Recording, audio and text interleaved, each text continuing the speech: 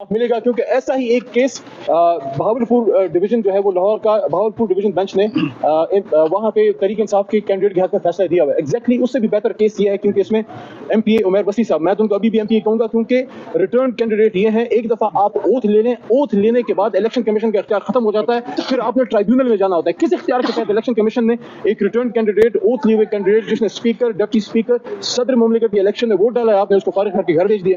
تو بہت زیادتی ہے، لیکن ہمیں امید ہے انشاءاللہ اسلام آباد ہائی کورٹ سے ہمیں تحریک انصاف کو، عمیر وسیع صاحب کو انشاءاللہ انصاف ملے گا. اچھا، علی محمد خان صاحب، یہ تاثر دیا جا رہا ہے کہ اپوزیشن حکومت جو ہے وہ یہ کہہ رہی ہے کہ جو پاکستان تحریک انصاف جو ہے وہ ایک بیانیہ بنایا تھا سائفر والا کہ امریکہ کے ذریعے سازش ہوئی ہے، تو ابھی جو ہے وہی پاکستان تحریک انصاف ٹرمپ کے آنے سے حالات بہتر ہونے کی ایک دلیل دے رہی ہے، تو اس پہ کیا کہیں گے سر؟ دیکھیں، یہ ڈونلڈ ٹرمپ کا تو میں کبھی فین نہیں رہا، لیکن ویسے اس نے کل کانگریشنل ہیئرنگ میں منجی سے ٹھوک دی ہے اس حکومت کی، کیونکہ 18 مہینے تک میاں محمد شہباز شریف صاحب ایکس وزیر اعظم پاکستان جو 47 کے ذریعے فارم 47 کے وزیر اعظم ہیں، لیکن پی ڈی ایم 1 میں یہ 18 مہینے تک یہ کہتے رہے نا کہ کوئی سائفر نہیں ہے، کوئی سائفر نہیں ہے. تو اگر سائفر نہیں ہے تو اب کیس عمران خان پہ کس چیز کا چل رہا ہے؟ اور اگر کیس چل رہا ہے تو پھر آپ نے جھوٹ کیوں بولا؟ کیا جھوٹ بولنے پہ 62-63 شہباز شریف صاحب پہ اور ان کی حکومت پہ نہیں لگنا چاہیے؟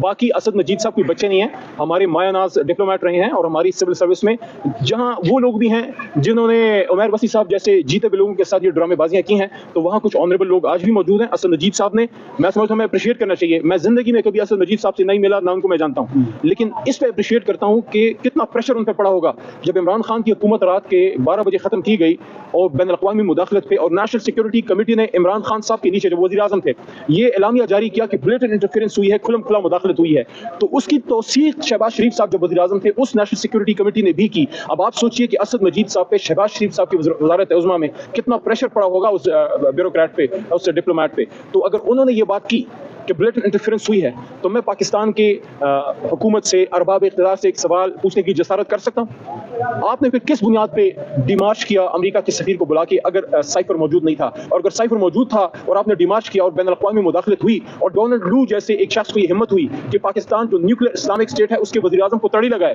کہ یا تو آپ اس کو اتاریں، اگر اتاریں گے تو ہم تمہیں معاف کر دیں گے، we'll forgive you، اور اگر نہیں آپ اتاریں گے تو آپ کو سیویئر کنسیکوینسز کا سامنا کرنا پڑے گا.